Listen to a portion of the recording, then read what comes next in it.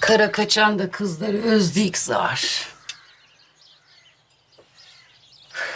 Emine ağam da aramadı hiç. Sultanımı bulmuş mudur acep? Bulmuştur. İyi saklayamamışsın zar. Ne edeceydim ağam? Sultan ablamı bulup geleceğim dedi. Dedeme yerimi söyleme dedi. Ne edeceydim ki?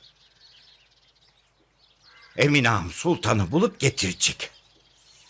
Amerika'dan da torununu getirecek. Ben de köy meydanında anlı şanlı düğününü edeceğim. Sonra da öleceğim. İnşallah ağam, inşallah. Neye inşallah? Tövbe tövbe. Allah gecinden versin ağam. Düğünü değil, ölümü. Amin.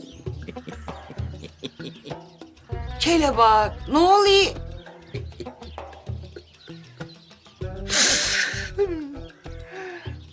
Ne güzel gülüydün ağam, ne oluyor? Kiraz başımızı öne eğmiştir.